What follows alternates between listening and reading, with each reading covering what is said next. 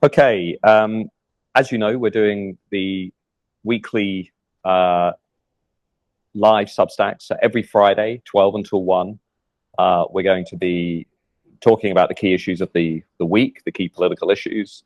Going to be having a Q&A discussion, take some questions from all of you, including the top question. This is exclusively for our paying founding members, to thank them for their support. If you don't have the app and you're watching this on the email that's going to go out later to founding and paid subscribers, we'll always share this content with you, so don't worry if you don't have the app. And if you're watching this much later on social media, if you're watching it on YouTube and so on, don't forget to hit like and subscribe. As always, we have an agenda for the day. The agenda today is Kemi Badenoch versus Robert Jenrick. We've got the polling on what ex-conservatives want. I'm going to give you my thoughts on the leadership race. We've got the new migration data, legal and illegal migration data. I want to talk a bit about that, and also perceptions of the Labour government and what we're seeing there. So let me just kick off for 15, 20 minutes, just some thoughts. So firstly, on the Conservative leadership race. So we're down to 2. You've got Kemi Badenoch, Robert Jenrick, bit of a shock, James Cleverly leaving the race. Now, of course, if you're viewing this from, say, the reform end of things, the kind of conservative end of things, you probably wanted James Cleverly to make the final 2, if not become leader of the Conservative Party. I think James Cleverly was very vulnerable to what was happening on the right of British politics. Instead, we've got what is being billed as a sort of right versus right contest between Kemi Badenoch and Robert Jenrick. Now, what is separating the 2 candidates? I mean, look, firstly, there's a lot of criticism going around regarding Kemi Badenoch that others have made this week. I think there are 2 areas where she's vulnerable as far as Team Jenrick are concerned. The first is the ECHR. Without question, Robert Jenrick's going to attack Kemi on the ECHR. I personally have made the case for leaving the ECHR on the basis that I think it's the next logical step for continuing and finishing the Brexit journey, returning to being a self-governing independent nation. I think it's the only way we can control our borders. It's the only way we can deport foreign criminals, some of the cases that I've highlighted this week. Kemi Badenoch has been ambiguous on that, or even sort of ruling it out that she wanted to leave the ECHR. So Jenrick's going to attack her on that. The second area where I think she's weak and vulnerable is around legal migration. So the question I would be asking candidates is, we all accept the small boat crisis, the illegal migration numbers in Britain, which I'll come back to later on, are a very serious problem. But where do you stand on legal migration? Now, I think unless Kemi is going to come out and be very categorical in what she thinks on legal migration, as some of her critics have pointed out, she's made some pretty confusing statements on that issue in the House of Commons. She's come out in support of things like student visas. She's come out in support of what we would call, or what we would consider to be, fairly woke organizations around the race equality agenda. That's been pointed out this week online. And these are the areas where I think Jenrick's going to attack her. Now, of course, the flip side to that is I think Jenrick is grappling with an authenticity problem. Do we really believe that he is authentic in the things that he's saying? Many people do, but I think we have to wait and see. He's come out very clearly around the ECHR, around migration. He's coming up with he's pushing the idea of a Great Reform Act to replace some of the European legislation and laws. I think all of that is admirable. But the key point for me is this: it's actually not to do with the 2 candidates. It's to do with what we might call the structural barrier that is facing both of them. And that is the Conservative Parliamentary Party. Now, whoever wins this contest is going to be operating within the context of an organization that is much more socially liberal than many of the people who have been voting for the Conservative Party since 2016. So unless they're going to be able to get their hands around the Conservative Parliamentary Party, candidate selection, CCHQ, all of the key parts of the apparatus of the Conservative Party, they're not going to be able to deliver the things that they're talking about. And we've already got one example of this, which is a Tory reform group, a One Nation conservative liberal group, actually remarkably saying it's not going to support either of the two candidates because it views them as sort of selling out conservative liberal principles. That's a microcosm of what I'm talking about. Unless they're able to fully control the organization of the Conservative Party, they're not going to be able to completely realign British conservatism. So as far as Nigel Farage and Reform are concerned, that is going to give them some room for maneuver. I think probably Farage and Reform would prefer to be facing Badenoch over Jenrick, I think without question. My personal view, based on some polling I've done, I don't think Kemi Badenoch will be competitive in areas of the country where the Conservatives need to be competitive again. I don't think she'd be competitive in parts of the Red Wall. I don't think she'd win back culturally conservative non-London England. I just don't think that would happen. Happy to be wrong on that, by the way, but I said the same regarding previous leaders. I don't think she's compelling enough to win over those areas. So I think Reform will be fairly relaxed at the moment about how things are going. The other thing to say, as I said in a Substack this week, in the piece on what former Conservatives want, without question, former Conservatives are closer to Jenrick than they are to Kemi Badenoch. So if you looked at the Substack we had on Monday or Tuesday, the people who voted Conservative in 2019, but then didn't vote Conservative in 2024, what do they want? Consistently, they want sharp reductions in both legal and illegal migration. They want to leave the ECHR. They're skeptical of net zero, but it's not an all-consuming issue for them. They're much more culturally conservative in their outlook. They're much more strongly opposed to woke ideology. We've not really heard anything from the two candidates in terms of what they actually want to do around removing wokeism from our public institutions, from our primary schools, our secondary schools, universities, civil service. Where is the comprehensive, 5-point plan for taking on un-British woke ideology or diversity, equity, and inclusion? I say that because if you look at, say, the Reform Manifesto, there's a full section in there on what to do about wokeism. Whoever takes over the Conservative Party is going to have to engage with that issue, or they will be continuously outflanked on that issue. But so far, we've not heard much at all about those issues. As I also pointed out, former Conservatives really want to increase the teaching of British history, culture, and traditions. They feel their education system is being reshaped around a sort of anti-British, anti-Western dogma or philosophy. They want to push back very strongly against that. There's lots of obvious things, by the way, you could do there. In terms of telling parents, what organizations are being brought in to teach their kids about these issues, revising the national curriculum, inserting all kinds of things into the education arena. I noticed, by the way, in the US, as we go into the US election, Donald Trump has said he wants to completely shut down the Department for Education and basically rebuild it. Now, I'm not advocating that, but everybody is beginning to think about how can you renew and reshape education policy so it's more in line with the interests of the national community, basically. And I think that will become much more pressing. I would not be reading too much into membership polls at the moment. The Conservative members are notoriously unpredictable, but I think it's a very close call. It's a very close call indeed. Now, in terms of what else we had, before we move on to some of the questions that you guys have got, in terms of what else we had this week. So this morning I published a 10-point briefing, basically on the remarkable data that's been released this week on Britain's population explosion. I wanted to do that because we had so much data come out this week from the Office for National Statistics. We had the legal migration data. I just wanted to be able to give you something that you have that makes it very accessible and digestible, and you can use in terms of the arguments and the debates and the discussions that you're having. But also, to be honest, because a lot of people don't really understand what is happening. And as the briefing this morning made clear, basically two things are happening. One is Britain's fertility rate has completely collapsed to way below the replacement rate. It's about 1.5.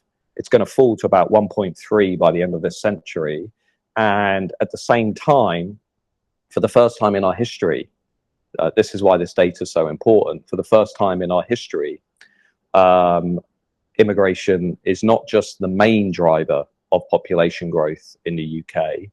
It is now the only driver of population growth in the UK. So if you look at the last year, just among the British population, there were 16,000 more deaths than births. So over time, what's going to happen now consistently, unless we change course, is that the British population will gradually shrink over time, and that gap between deaths and births will become bigger and bigger because the baby boomers are getting older. We're becoming an older society, but also people are having fewer kids.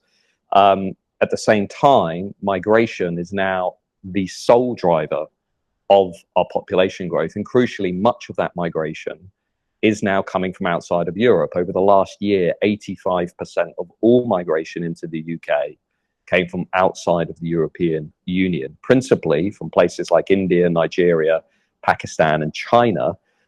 Those are the really big countries that are driving this post-Brexit migration policy. And as I've said previously, much of that, frustratingly, is low-skill, low-wage migration, which is an economic cost. A net cost is not actually benefiting the British economy in the way that many of our politicians would try and have you believe. I put the evidence for all of that out into the public domain last week. We had 450,000 people read that blog with Dr. Jan van der Beek, who summarized all of the evidence on this issue. And it's quite clear that this migration policy is a disaster in terms of building prosperity and creating the kind of prosperous nation that we all want to live in. The other thing that we learned this week from a study at Oxford is that we have somewhere around 750,000 people in the country working in the black economy illegally. My instinctive reaction to that study is that's actually low. I think the Pew Research Center is probably closer to the reality. Pew suggests it could be as high as 1.2 million people in Britain illegally. But the reality is we don't actually know who is in the country and how many people are in the country illegally. So that too, I think, is also something we learned this week. And then lastly, on the Labour government. So the polling on the Labour government is utterly bleak and terrible for Keir Starmer. I wrote at the beginning of this year that this Labour government would be one of the most unpopular governments we've had, maybe with the exception of Liz Truss. But I didn't expect the Labour government to be quite this unpopular this early. So we've had new data this morning, actually. The net confidence rate in the Labour government to deal with the big issues facing Britain has now slumped to minus 25. So it's completely fallen through the floor. No confidence in the Labour government. Keir Starmer's leadership ratings are now minus 26. He's only been in office for 3 months. Nobody backing Labour on the economy and immigration, two of the biggest issues. In fact, immigration is the #1 issue in the country today. And we have a Labour government that is now widely seen as being two-tier, as favoriting, as being preferable, giving preference to some groups over others.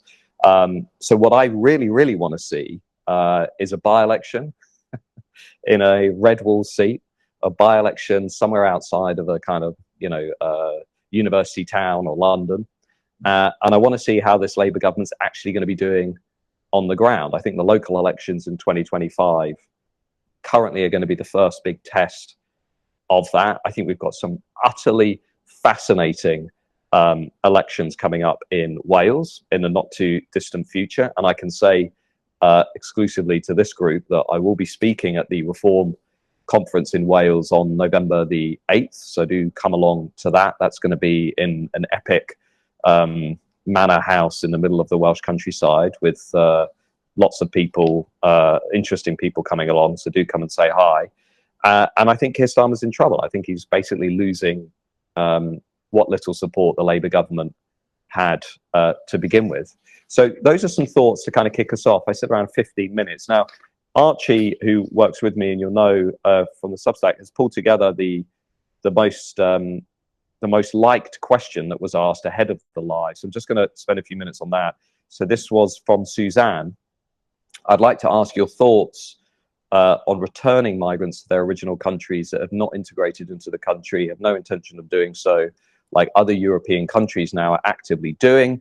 I think Suzanne's probably been watching what's happening in Germany, also in Austria, where the new government, in fact, what's interesting about Austria, the new government, the party that just won the election, the Freedom Party, is actually the first political party in Europe to win an election that is openly committed to some form of remigration.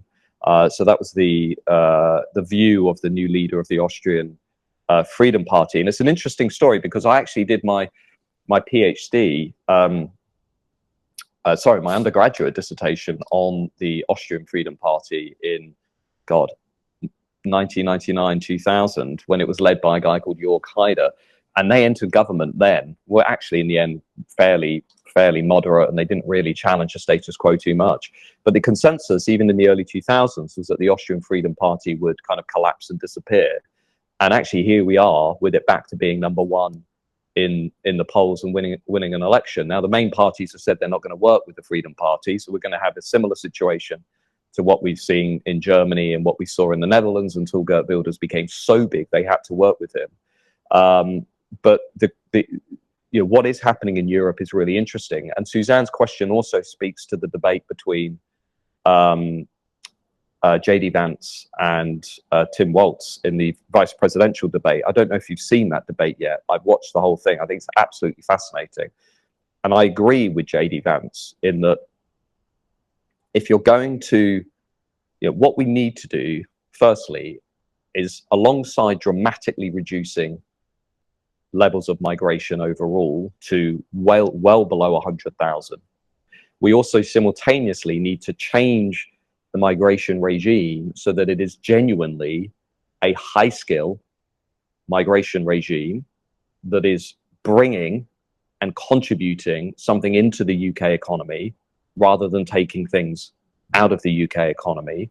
And I would add a third dimension to that, which is we should incentivize and encourage migration from what I would call culturally similar nations, ideally the Anglosphere, America, Australia, Canada, New Zealand, and to some extent in Europe, over what we have now, which is the total opposite of all of those things, low skill, low wage from outside of Europe. Then I would add a fourth dimension to that, which is actively removing, and this is where J.D. Vance, I think, is right. You start with deporting people who have broken the law here in the UK. If you enter the UK illegally, you should not be able to stay. You should be immediately deported to an offshore processing center. And if you break the rule of law while you're living and working in the UK, as we saw with that horrific case of the Albanian guy who was deported, then snuck his way back in using the ECHR, you should actually be fully removed from the country. So that right there in the UK is leaving you with a number of between 750,000 and 1.2 million. And also having a very robust approach to dealing with the small boats, which means leaving the ECHR, reforming the Human Rights Act, replacing it with the British Human Rights Act, having an active deterrent, an offshore processing deterrent. And so, Suzanne, that would be, that is my favored approach to dealing with the migration regime. So just to be clear, dramatic reductions in legal migration to well below 100,000, a high-skill, genuinely high-skill migration policy from culturally similar nations, while leaving the ECHR Human Rights Act in order to stop illegal migration and deporting people who have broken the law, who have entered the country illegally, back to their countries of origin. And if their countries of origin, such as Iraq, Afghanistan, Pakistan, don't want to play ball, then we apply pressure through our visa distribution schemes and international aid. It's very easy to do those things. The elite class just don't want to do those things. So there is an answer to that. Let me move on to a second question. What do we make of the reports in the Telegraph that One Nation Tories are tearing up their membership cards? Look, I mean, hang on one second. I've got a bit of a dry throat. What we're living through is a realignment of British conservatism. Okay, so we are in a political battle to redefine British conservatism. Now, I took the view that I think the only thing the Conservative Party understands is pressure from outside the Conservative Party. Like, that's the reality. That's the message of the last 15 years, like 20 years.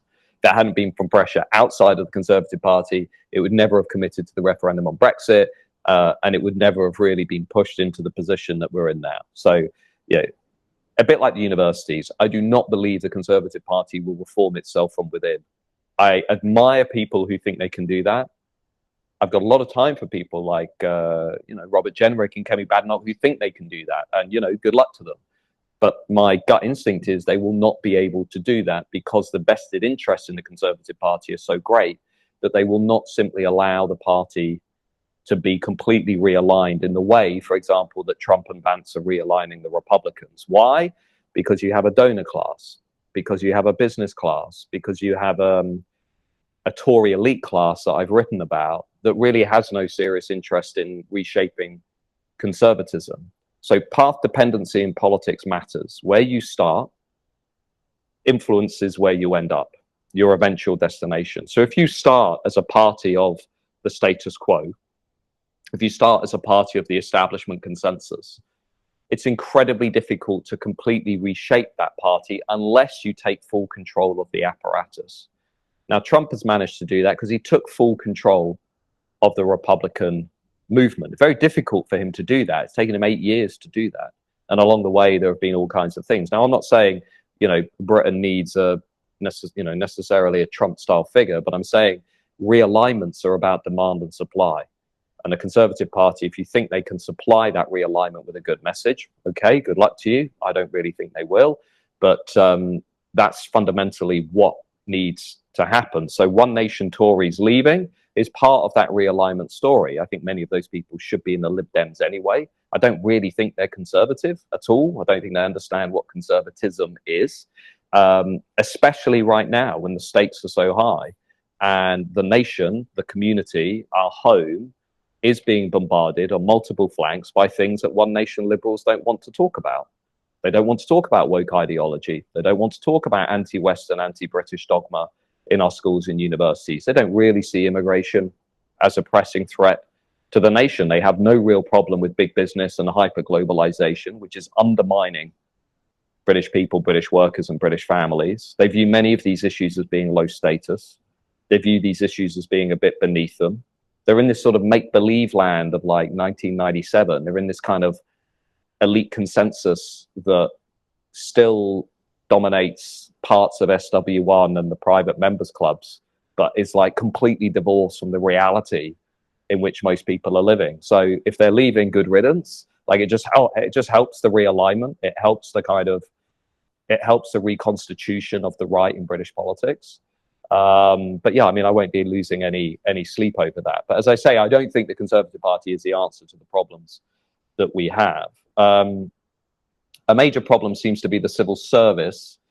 What can be done about that? So it's interesting, a really good question.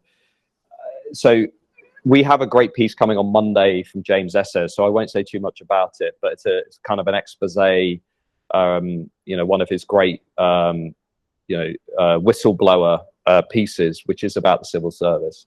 And alongside that, we've got Stephen Edgington. You will have seen his piece on what's been going on in the Home Office. We've got 2 more pieces from Stephen coming, looking at different people within the civil service and their failures. We have a fundamental problem. So all the things I think people who read this Substack care about, what's happening to the country in terms of migration, the borders, woke ideology, those are all second order problems. So what I mean by that is they're downstream of something else. And that something else is the first order problem. Now, that first order problem is the elite class. The elite class is a first order problem. If you fix the elite class, not just in party politics, but the British state, you begin to fix the second order problems. So we could spend the next 5 years on Substack railing about how terrible it is that we've got this idiotic policy of mass migration. But we wouldn't actually be thinking through what is fundamentally going wrong with the British state, which is that we have an elite class that no longer represents the vast majority of voters in this country, needs to be completely reformed, needs to be pulled back so that it is rooted in the notion of popular sovereignty, which is that we believe that true power and authority and legitimacy derive not from the elite class, but derive from the people. That is fundamentally what I think differentiates some of the things I care about from some of the things people in the elite class care about.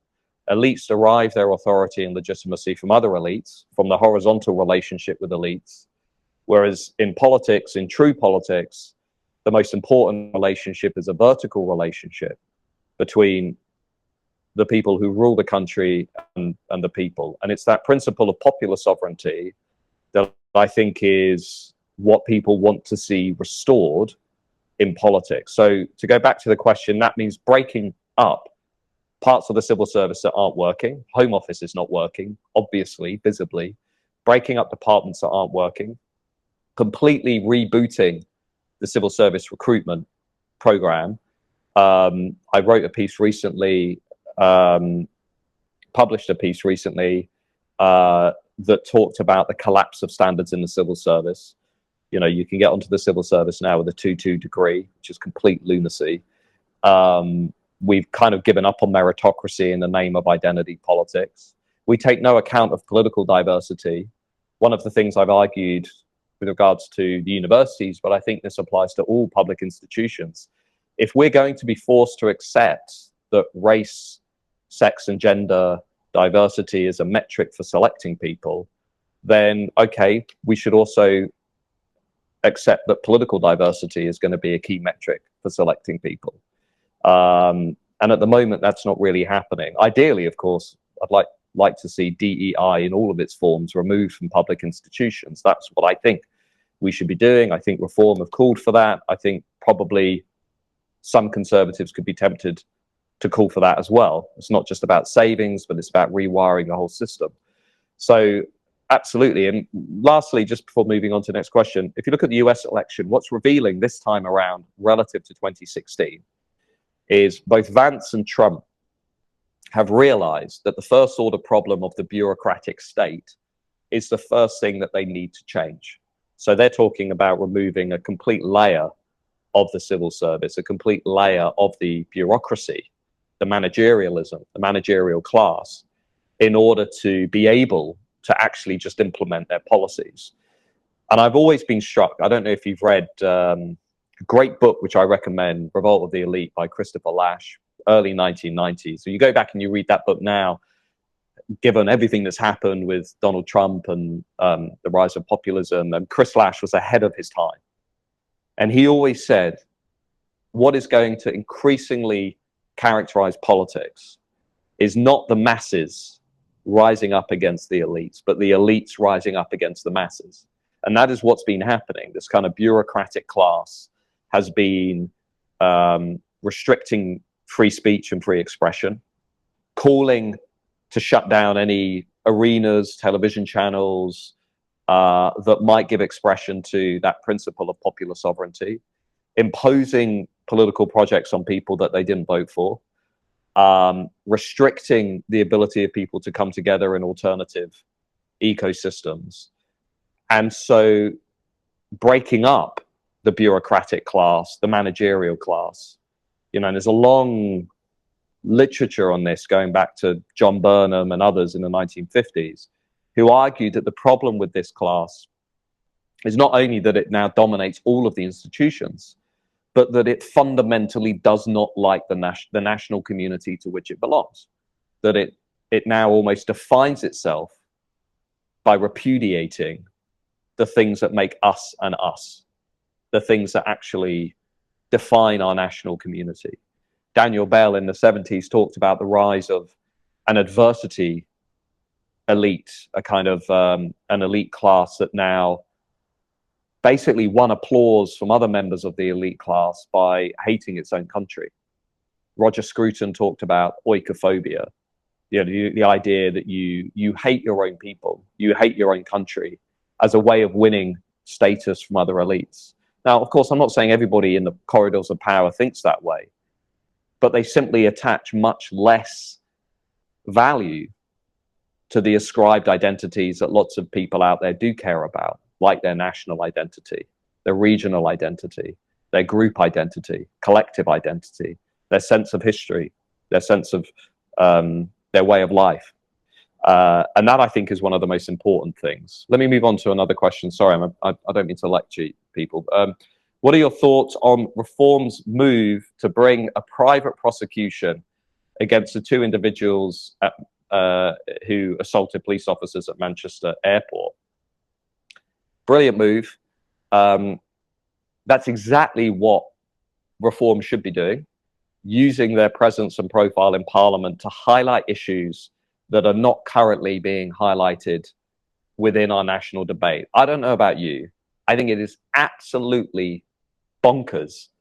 It's actually insulting that people can assault police officers and not face the full force of the law, especially as we're putting carers and pensioners into prison based on something they wrote on Facebook in the privacy of their own home. I think it is insane. It's disgusting. So Reform going after that issue makes complete sense. I think when the reality is when Nigel Farage raises something, everybody has to take notice. I will also write about that issue next week to try and make sure it doesn't fall off the agenda. I think there are other things that need to be highlighted in this country. I can't go into too much detail, but I've just got polling back on the point I made about a week ago regarding the state hiding information from people around the impact that migration is having on crime, welfare, the economy, tax credits, the costs of hotels and accommodation for people breaking our laws. Well, this to me is going to be, this is like my major campaign of the next month. I'm not going to stop talking about this issue and campaigning on that issue until we get that data released. And if that means doing something similar to what we've seen with this Manchester airport issue, if it means working with politicians to do that, like, I'm going to do it. Because what's happening at the moment is outrageous. The elite class are saying, you're an idiot for caring about these issues, or you're misinformed, while not giving you the information that you need to make an informed judgment about these issues.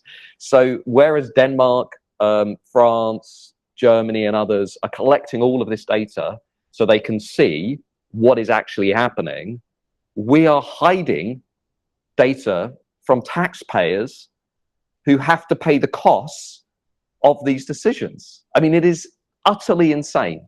And I'm just going to keep banging that drum until we get, I want crime data by nationality and immigration status. I want tax credit data by nationality and immigration status.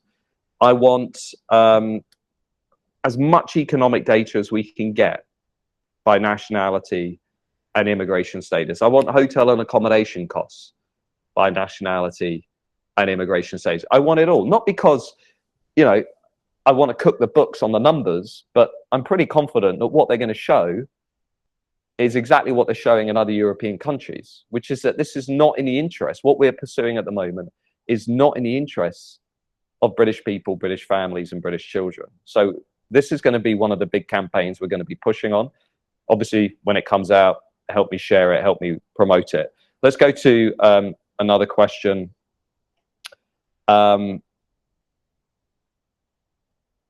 do we need working class people to become MPs and give a real life view? And how can we encourage this? Absolutely. I've written about this extensively in my last book, Values, Voice and Virtue. I said basically it's not just politics, by the way. If you look at Westminster, publishing, creative industries, culture, museums, galleries, BBC, legacy media, if you look at the most important and influential institutions that shape our national conversation, that shape what some people call the constitution of knowledge, the way that we talk about nations, those things are overwhelmingly shaped by a minority of elite graduates, socially liberal, who represent no more than 15% of Britain.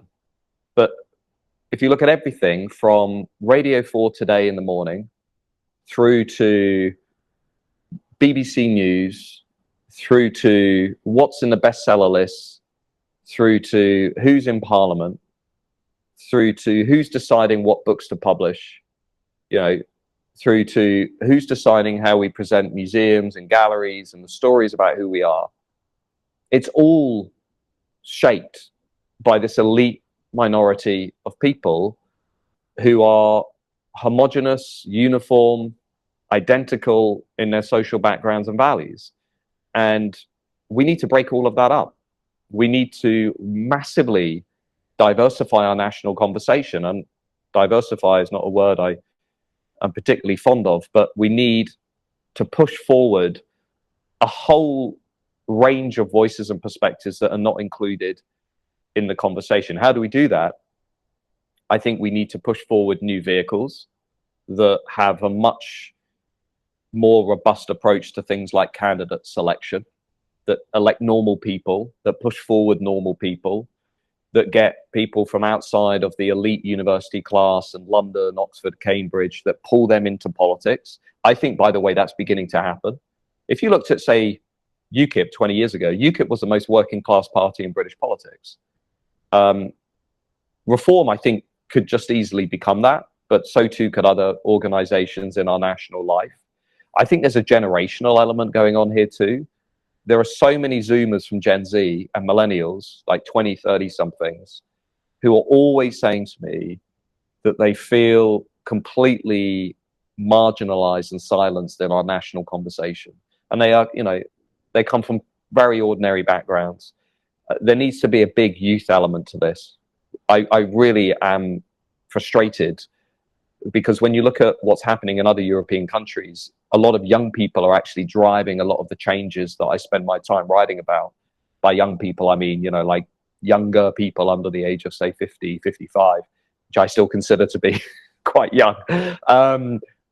In the UK, it's slightly different. We have a bit of an age divide where it's older people that are generally trying to push forward this change. And that's because no one's speaking to these young people. No one's actually connecting with them and underlining why we need countercultural change. So absolutely, we need a much bigger range of voices in power. Let's move on to who decides who is in the elite class, from Agree Badger, I think. Well, my definition of who's in the elite class: elite graduate, so has gone to an elite university, Oxford, Cambridge, Russell Group. Their parents are usually graduates. Their families are usually economically secure or affluent. They usually live in the big cities, university towns. They lean to the left in terms of their cultural outlook, their ideology. They often vote for Labour, the Greens, the Lib Dems. They define themselves by their educational achievement, by their social values, much more than they would define themselves by, say, their nation or, you know, their class identity. For members of this new elite class, their education identity and liberalism are the most important ways that they define themselves. So I was influenced by some of the work that's been done by people like Rob Henderson and others who said, you know, unlike the old elite, which obviously still exists, the old elite define themselves by wealth, by money, and also by having the ability to, you know, go on holidays and have leisure time. You know, the old days, the elite would use butlers and, you know, those sorts of things to demonstrate their wealth. But mainly it was material. Today, the elite class define themselves through ideology. It's an expression of belief systems, of moral righteousness, is how the elite class now define themselves, the luxury belief class. And so routinely they advocate policies and beliefs that win them applause from other members of the elite class. They will never pay the cost of those policies because they're secure and they're insulated. But those policies and beliefs impose enormous costs on everybody else. You know, illegal migration is a great example. Failing to control the borders and stop the small boats. It's not going to be Yvette Cooper paying the cost of that. Like, it's not going to be, you know, the editors of The Guardian paying the cost of that, or the New Statesman. It's going to be ordinary people in the Northeast and the Northwest who are living in neighborhoods with hotels and, you know, accommodation that are going to end up housing people from Afghanistan, Syria, and elsewhere. Defund the police was a great example in the US. It wasn't going to be the Democrat elite establishment who were paying the cost of defund the police, which we now know, by the way, resulted in the deaths of more than 3,000, mainly African Americans, in the aftermath of 2020. There's a great study on this that shows defund the police probably costs more lives than 9/11. If you actually look at what happened with the police pullback. Well, it's not going to be ordinary people. So it's not going to be the elite class paying the cost of that. It's going to be ordinary people who are living in crime-ridden, low-income communities. Mass migration is another example. So the elite class is defining itself through its ideology, and they've radicalized. You know, the key point in all this, one of the most read pieces we ever had on the site was, I explained why my views have changed over the last 15 years. And I can tell you, a big reason is watching the radicalization of the elite class. You know, I've said it before, we're living through the greatest radicalization of the ruling class since the 1960s. In the over the last 15 years, they've moved sharply to the cultural left, embracing pro-immigration, woke ideology, like this kind of liberal catastrophizing. Everything is far right. Everything is fascism. Everything is like the end of democracy, the death of democracy. Everything is a far right scare. You know, everything is about thuggery and criminality, and I think they've kind of moved so far to the cultural left that they're sort of incapable of even having a normal conversation with people about these cultural issues. The Americans call it the Great Awakening. I would just call it radicalization. I think they've radicalized. I genuinely don't think Keir Starmer could sit down and have a reasonable conversation with somebody like me about immigration. I just don't think he could have it. I mean, I noticed this during the discussion with the debate with Mehdi Hassan, which we'll put out when it comes out, or even the debate that I just had with Ash Sarkar, which is on Monk Debates. We've got a trailer on our YouTube. But if you actually listen to those debates, there's always a really interesting moment where I will say something like, well, if you look at the latest evidence on the impact of migration, it's obviously having a very negative impact. Like, there's now a consensus among economists. Here's the evidence, here's the study. Now, usually these are the elite class. These are the expert class that tell us everything must be about evidence and knowledge and power and so on. And yet when I present this evidence, there's a sort of silence. And then the question changes and we move on to something else. It's like they don't want to talk about the empirical reality. They're not able to really compute because it's become a sacred value. It's like a religion for these people. And if you challenge the religion, you know, they just have absolutely no time for that discussion. They can't have it. I'd love to have a debate with Yvette Cooper about what's happening in this country. Like legitimately, whether she really believes what is happening in this country is acceptable for ordinary, hardworking, tax-paying British people. I'd love to. I keep offering these people debates. They don't want to have these debates. I keep asking, by the way, the team on Question Time. I'm like, let's have a debate. They won't have me on. So I'm not sure what to do at this point, apart from go on the other shows and wait and hope they have me on, because the evidence is there. Like, I'm not making this up. It's pretty clear what's happening. But I guess I'm a sort of heretic in this new religion. let's we've got time for just a couple more questions. How can we help you put pressure on to get this data? Look, I'm going to tell you what you can do when I get this campaign underway, and it will start next week. This is going to be a big bang. Just wait and watch what's about to happen. But yeah, I mean, when I've campaigned in the past on issues like the Higher Education Free Speech Act, which we passed through Parliament, all you really need is half a dozen highly committed people that will stand their ground and not go anywhere. And on that particular issue, I believe that free speech is being rapidly eroded in universities. They're not going to reform themselves. We needed a way of fining the universities to make them take free speech seriously. And we got that through Parliament.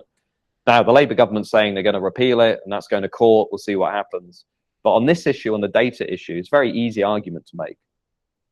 The key is going to be applying relentless pressure at the national level. And I've got in mind somebody who's going to help me do that.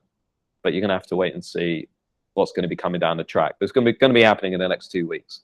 So don't worry about that. And then I'll need all of you to help me share it.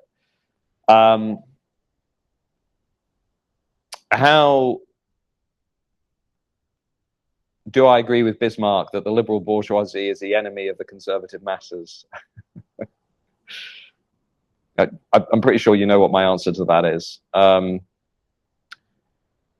Okay, I agree that youngsters are bullied if they step outside of the liberal elite dogma. How do we combat this? How do we change left-wing teaching in schools?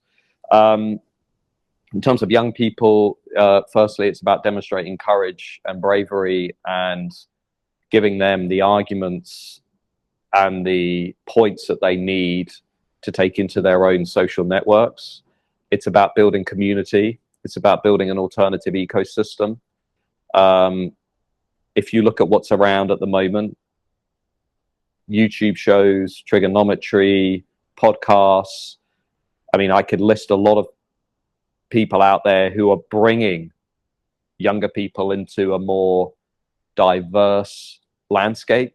I'm thinking off the top of my head about trigonometry, Unheard, Louise Perry, Freya India, good, solid, interesting people making countercultural arguments that young people can derive a sense of belonging from and meaning and understanding. I don't think, looking to my students, they're not idiots. They can see that they're being subjected to a political experiment. And I think there's an enormous appetite for challenging that. In terms of party politics, one of the big things that parties on the right have to do is create a serious youth movement that is able to bring those people together in an appealing way. I don't personally think the Conservatives can do that. I don't think they have the brand that is capable of appealing to young people. I just don't think that's going to happen. We're not in the 1970s anymore. Young Conservatives is probably not going to work in the way that it once did. I think the Reform Party could pull something like that off for sure. If they make it cool, interesting, and they bring in, people that young people can relate to. You saw that at the conference, by the way. People like Ant Middleton might be very unpopular among the elite class and publishers that rushed to cancel him when he questioned Black Lives Matter, which later became a supporter of Hamas and an openly fraudulent organization. Although Keir Starmer's not taken back taking the knee yet, but anyway. But Ant Middleton has enormous appeal among young men, disillusioned with their lives, not sure where they're going. Lots more people like that. Lots more people like that can help. I think there's definitely something that can be done there. And just lastly, I think we've got time, Archie, for one more question. How can reform become a wider movement, not reliant on a single figure, namely Nigel Farage? So when I wrote the piece, 10 things reform need to do right now, one of those points was about diversifying the front line of that movement. And let me put it like this. what you tend to find with movements like Reform, having looked at these movements for a long time myself, is during the breakthrough period, that one charismatic, compelling, clear, coherent person is incredibly important for those movements breaking through, what we might call the breakthrough period. But when those movements move into what we might call the growth period or the consolidation period, you need a different set of skills alongside that original, you know, kind of charismatic talisman. And I think that's the stage that Reform are moving into. It is a new party, but let's say the Farage movement is not new. It's 30 years, right? I mean, he really has built this movement over 3 decades in different forms, and that means there's a generational element to it, which is, and I think you're beginning to see this already actually in Reform, which is people coming up who, you know, are a little bit younger, maybe have a little bit of a different background, different life story. I think there's an issue, a challenge to overcome for all of those people around awareness and visibility. They need to be in the national conversation. Geography is important. I don't think Reform can simply be a party of the South. It has to be as much a party of the North, has to be a party for the forgotten majority, not just ex-conservatives. I don't think anyone in Reform would disagree with me, by the way. I'm not saying anything that senior people in Reform haven't already said. But one of the most interesting things Nigel Farage said when he came back as leader in that speech in London, and he said he was back for 5 years, I think there were 2 things actually Nigel said. I'll just end on this. 2 things he said that was interesting. One was he felt an enormous sense of obligation to the people that had been with him in that movement for 30 years. And to be frank, whether you like Nigel Farage or you don't, it's testament to his character that he felt that sense of loyalty to people that had followed him for a long period of time. But the second thing he said was that he understands the importance of passing on a baton to people who really also want to play a big role in saving this country. Because without being too melodramatic, this is what this is all about. Like, this isn't about winning elections. Winning elections are part of that story. But fundamentally, this is actually about saving a national community that has a shared sense of history, identity, set of values and ways of life that everybody who is from this community cares a great deal about. Politics is only ever really a symptom of those deeper civilizational struggles. And I've talked before about how I really do believe that we are now in a civilizational moment, in that this is not politics as usual. This is politics as defining and shaping a moment that is going to determine the destiny of our nation. And you can feel the sense of urgency, and in some cases desperation, that is now seeping into the national debate. You know, this kind of overwhelming sense that we're being led by people that don't really understand the country. We're being led by people who don't really like the country. We're being led by people who don't respect ordinary people. And we are heading into a national community that is no longer going to really feel or look like a community that we recognize. And along the way, we're going to be made to feel very badly about vocalizing those things. I don't think that's on. So politics has become much more serious. It's become much more pressing. It's become much more urgent. And I think partly that's reflected in the things that some of us spend our time discussing and debating. It's like, I'm not really that interested anymore in the minor policy differences between, you know, like a Kemi Badenoch or a Robert Jenrick. Like, I'm not really that bothered anymore. My overriding question now is, who is actually going to deliver serious impact outside of the Overton window, outside of the elite consensus? Who is going to get there first? Who's going to do it in the most credible, sustainable, and impactful way? Who is going to make a difference? Because I think the time for just promising change and then delivering nothing, which is what the Tories have done for 30 years. As I said in my speech, you know, the definition of insanity is doing the same thing over and over again and then expecting a different outcome. Well, the definition of insanity applies here. If you're going to vote conservative, conservative, conservative and expect a different outcome, like, you're insane. That's my view. I just don't think it's going to happen. But I think at the same time, many of us do feel this sense of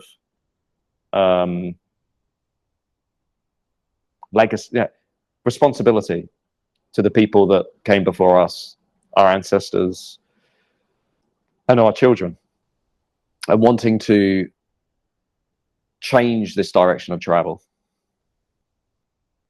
very quickly and in a profound way. And that is ultimately what this is about, what this community of ours as well is about. So we'll leave it there, and I'll see you next week. See you on the stack. Sorry I couldn't get to all of the questions. We try and take a selection. As always, we'll discuss the most popular question at the beginning, and then we'll take a selection. Archie, who's just with me here, passes me some of the questions that are coming through. And I'll see you soon on the stack. Stay positive. Keep going. Speak to you soon.